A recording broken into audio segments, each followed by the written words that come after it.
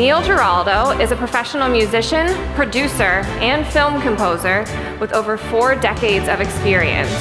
A songwriter with a back catalog of more than 100 songs and more than 45 million records sold, he has worked with some of the greatest artists in the music industry. His work has produced many Grammy-nominated and Grammy-winning hits, and he holds the distinction of being the first guitar player to play on MTV. Today, he is writing new songs for stage and screenplays for feature films. In what little there is of his spare time, Neil has expanded his repertoire as founder and chairman of Three Chord Bourbon. In this role, he oversees a portfolio of spirits embodying the heart and soul of music and boasts a perfectly tuned taste. Let's learn a little bit more about Neil.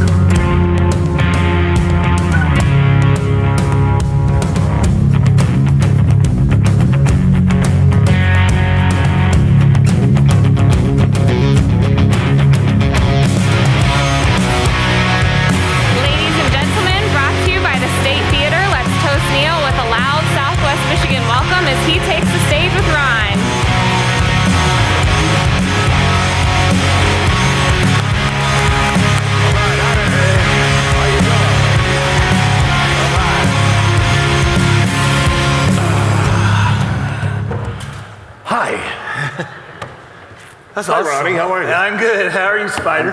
I'm great. So, this is an awesome, I know I come off as fanboy. Part of it is. But I'm so tickled to death that you're with us today, and lots of places you could be today, and to come hang out with us. And we're going to talk about your investment in Michigan. We're going to talk about lots of things. But maybe the first thing we're going to talk about is, are you pouring or am I? I'm pouring. All right. Yeah. Are you ready already? I'm ready. Yeah. Wow. We're going to start this thing right. Do we have enough for everybody? Yeah, we do have enough for everybody afterwards. Wow. At the party afterwards. So not only we have great local beers provided and sponsored by Imperial Beverage, but we're going to have Three Chord Bourbon for everybody to sample as well, and Neil will be there to talk about that.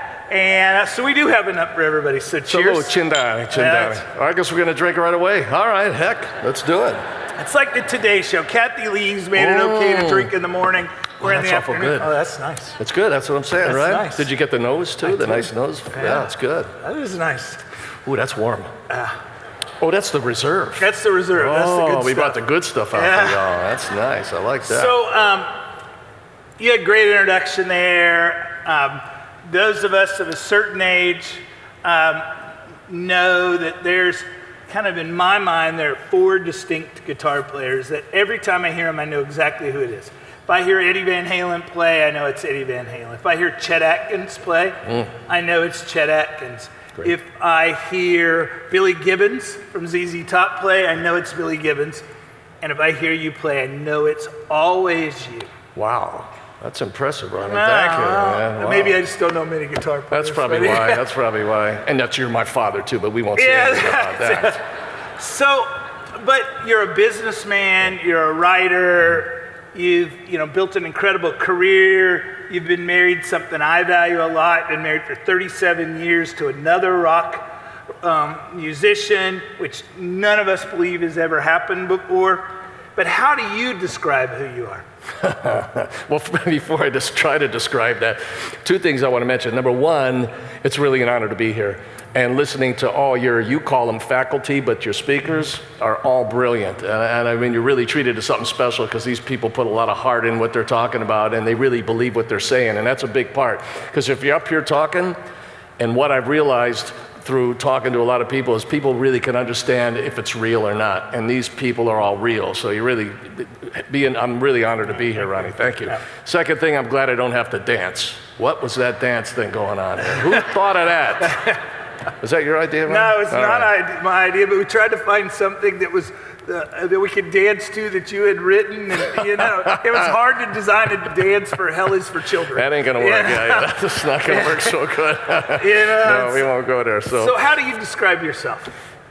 I describe myself as a very lucky person. When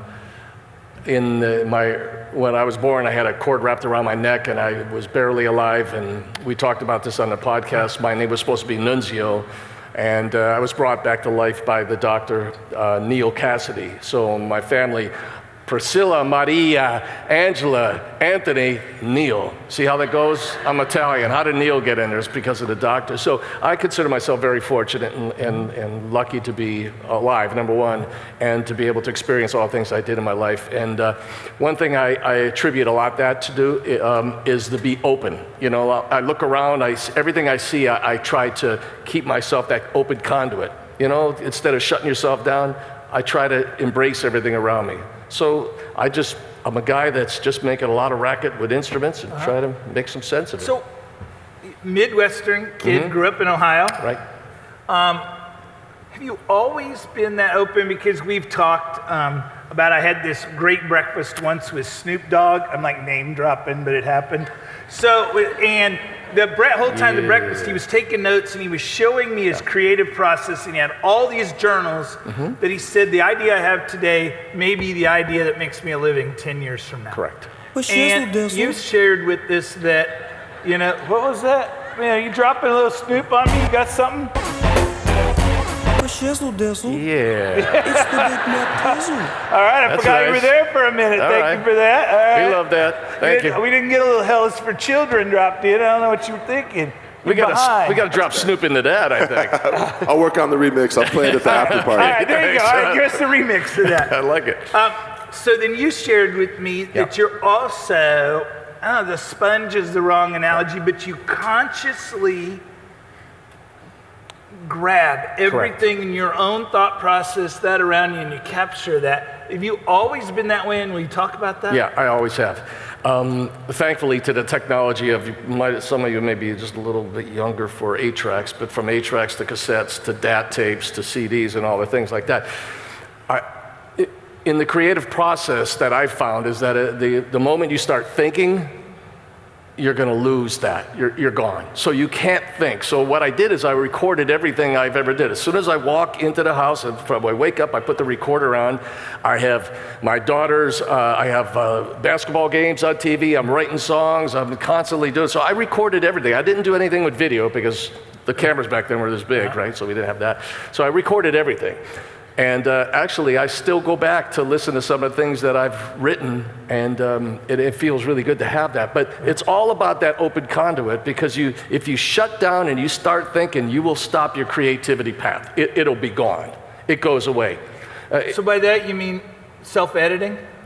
No, not self-editing, just letting it all go. No, but I mean, if you start blocking what you're doing and shut down your creativity. As soon as you start thinking. I had a little thing I did with drummers producing records.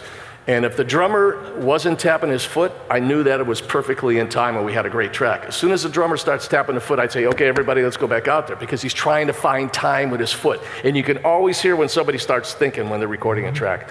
So what I was trying to do is put play, record to go, and record everything, so I didn't ever have to think. I just want to let it just open and let it go. You can't shut it down. As soon as you shut yourself down, you start thinking, you're going to lose it.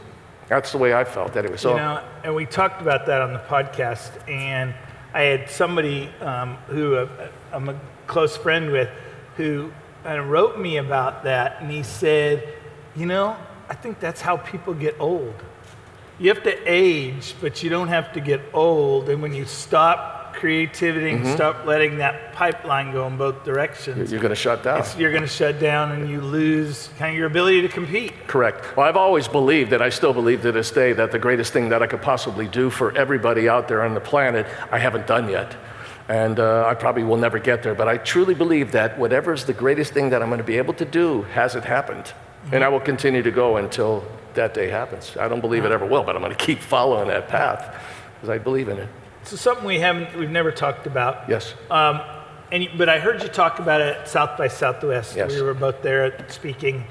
And you talked about at 16, the principal at the school said, hey, it's time for you to go. We'll graduate you, but we don't need you're going to be a rocker and we don't have that class. No, he just said I was a distraction. I was trying to be nice about it. I went to 3 different high schools. One was a mistake. The number 2, I went there because my girlfriend was going there, and that was a mistake too.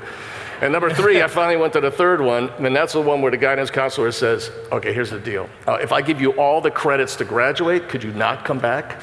And I says, but there's a better part of this. And I said, oh, that's a pretty good idea. I like this idea. So that was like towards the end of the 10th grade, going to 11. He says, I will give you the credits, and you can walk with the rest of your class, but just don't come back.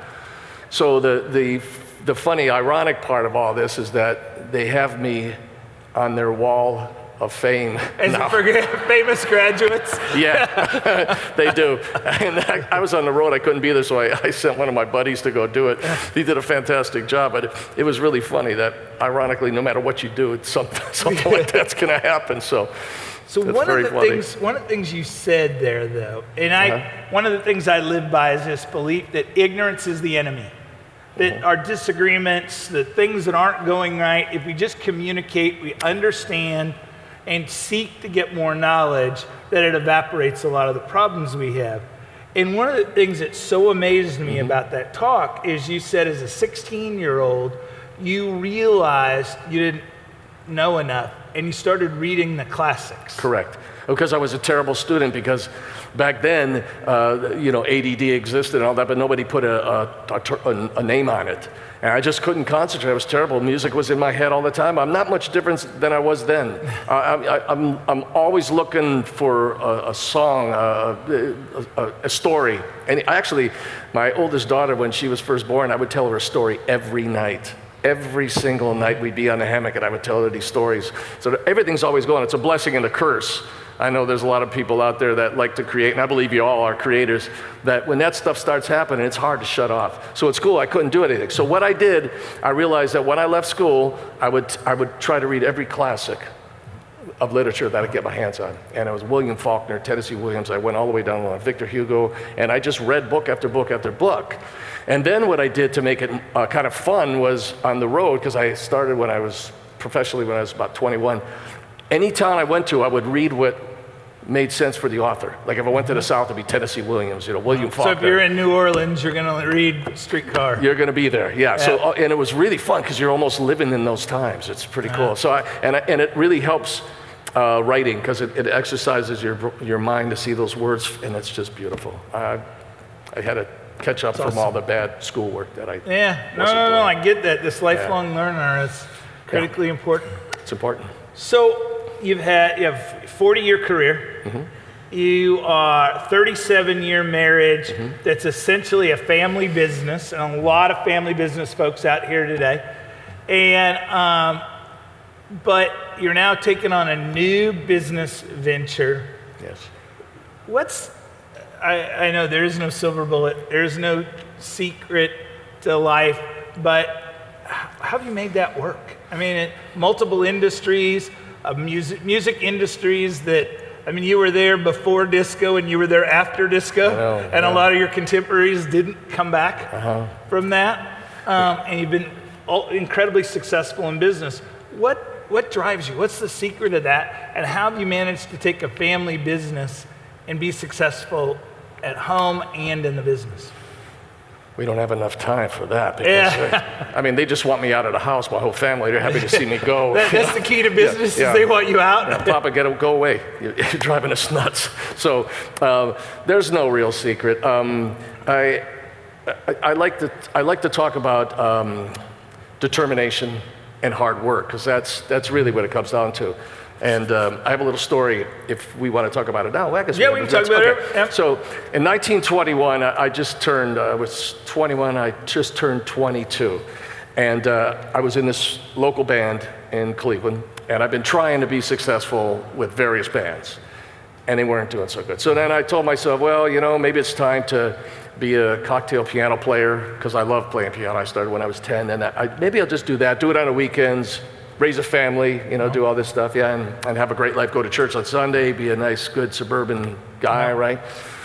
So I put my last band together with the hopes of that's where I was going. Well, I'm going to spit ahead a little bit. I had an opportunity to audition for the Rick Derringer band. So for a guitar player and musician, we don't get any Rick Derringer either. Come on, man, where are you here? Rock and roll, hoochie coo, hang on, Sloopy. There's some stuff. Oh, he's digging. You're digging something. All right. You're gonna get something. Okay. I'm sure you're gonna find something. Oh, you're searching. Okay, good. Anyway, to get that opportunity just to audition with him was a dream come true for me. Yeah. I just couldn't believe it. So the part that's interesting is I went up there. I had a pair of jeans, I had a rope belt, a white T-shirt, and a white pair of sneakers. I was in the waiting room ready to get my opportunity to play, and I heard the people playing coming through the door, and I'm thinking, I don't have a chance. There's no chance I'll get this gig. No chance in hell, right? Our guy walks out of there, he looks like the rock star. His perfect hair, he's got these great clothes, leather, he's walking out like this. I'm thinking, holy crap. He goes, hey, who are you? I go, I'm Neil Giraldo. He goes, hey, I'm Rudy Valentino. I go, Jesus, his name's Rudy Valentino.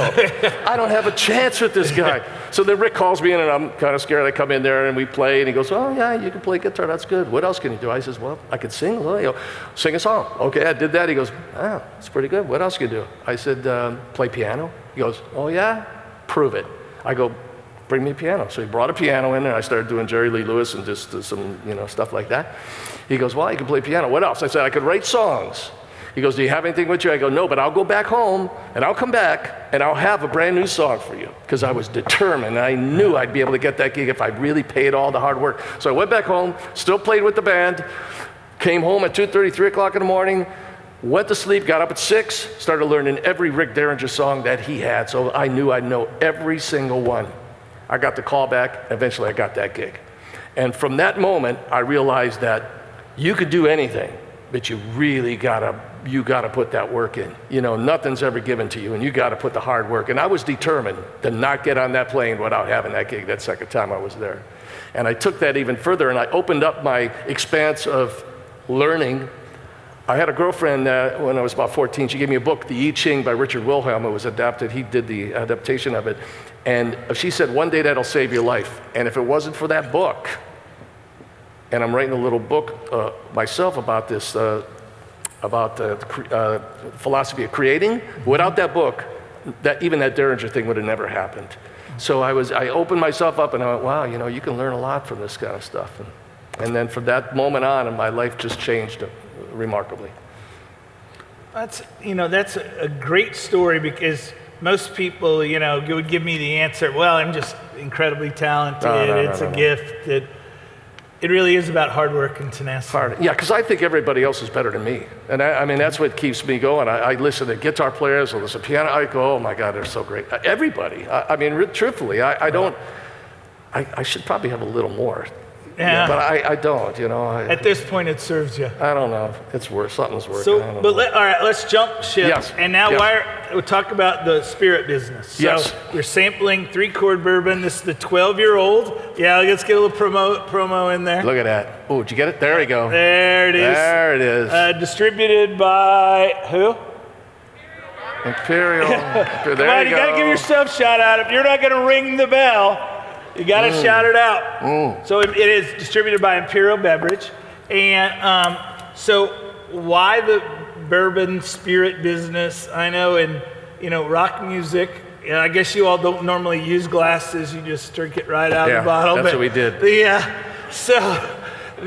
Why the spirit business? And why in Michigan? Why headquarter it in Michigan? Okay, well, we'll go first. Why the business? I'm going to blame it on my grandfather. my Sicilian grandfather, Nunzio Giraldo Fabrote Catania, Sicilia.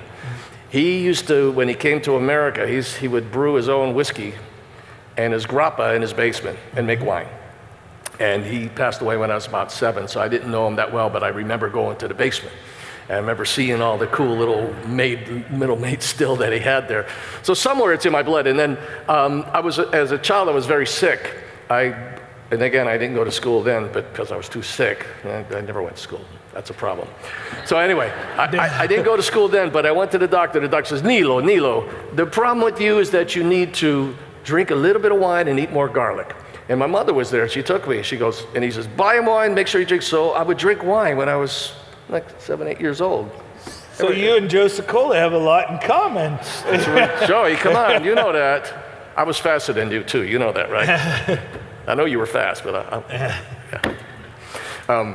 So anyway, I really like that. So, and I love, the thing about bourbon too, we chose bourbon because it was one of the most difficult to do. Yeah. The reason being, not that there's anything wrong with this, is it's not, I don't want to be in the spirit business to create spirits that make people jump on tables and party. I mean, not that there's anything wrong with that. What I'm looking for is a sipping whiskey. I want something so people can have conversation and sip and relax.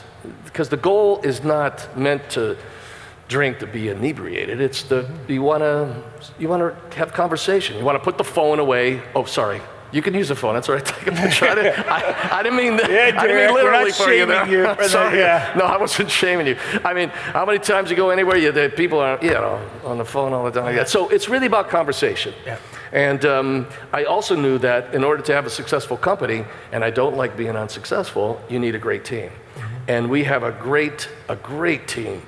And the best part about it is everybody stays in their lane. Everybody knows what they're supposed to do, and which is a good thing because I'm a horrible administrator. I'm really awful. That ADD thing. Oh, it's bad. It doesn't go away, yeah. Actually, there's a little funny story about something. I won't go into that right now, about Adderall, but I won't even go there for that. No. So anyway, so I wanted to create that, and the team, they're just great. They really, and the thing that's really great is we have a big give back program, because I didn't want to start a company that would wait, 15 years, 10 years until it was a $150 million, $200 million business to give back. The reason we call it Three Chord, which is another story, because when I tried to get the trademark for all these other names I had, every time I called the trademark attorney, I'd say, how about this name? How about this name? Taken. I was getting really depressed. And finally, I came up with Three Chord because it's the fundamental 3-chord progression of the blues, the fundamental song. If you can't write a song with 3 chords, you shouldn't be writing a song. Want to keep it basic, and that's how it works. So we call it 3 chords. So our give back is for blues societies, musicians that fell on hard times, without health care. We want to support all these people. We're not interested in being a company that just wants to drag money from people, and that's not the idea. We want everybody to give back. Nonprofit, I love nonprofits. And you just don't want to own one. I don't want to own one. I cannot administrate, but I'm going to tell you a nonprofit that I am involved in, and I'm a board member of this. It's called United Outreach, and it's a phenomenal nonprofit organization. So if you get any time to Google, it's just beginning, but check it out. It's a phenomenal. You and your wife, Pat, have focused for at least almost 40 years now on children's charities. Correct. And really, since the point you wrote, Hell is for Children, correct, you really have given back in that.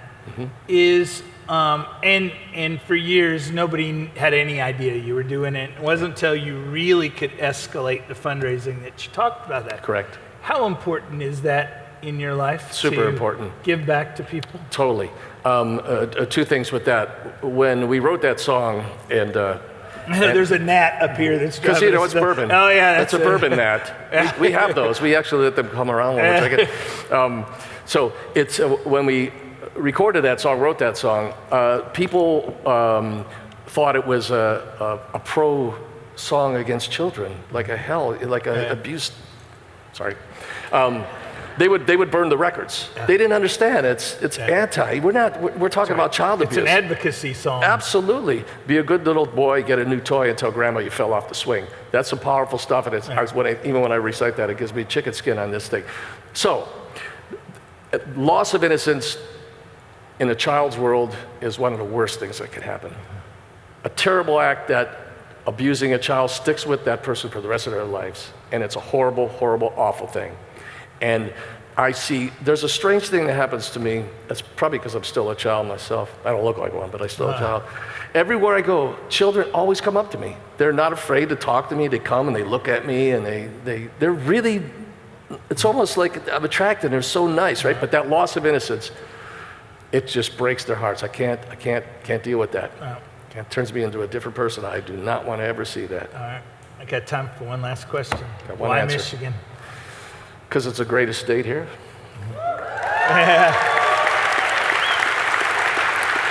I won't, just because I'm from Ohio. And I was at the big house. I don't want to get into that either, but it just happened that way. Yep. When we formed the company, a couple founders and I, we decided to go through the whole United States, and everybody kept saying, you got to go to Tennessee, you got to go there, you got to go. No, we ended up in Michigan, and it's our home, and we're happy to be here. And we're so grateful, like every small business that locates in Michigan and stays here, for your commitment and belief in us. But I'm even more grateful for your commitment to be here today, to share your I'm honored to be thoughts, wisdom. Before we go, because apparently I'm not going to get any Rick James played, will you sign the bottle for me? Yeah, let's make sure it's closed. Yeah. Okay, Ronnie, I'm going to make it to you, okay? All right, that'd be awesome. Please join me in thanking my friend and your friend. So, join us for a drink later.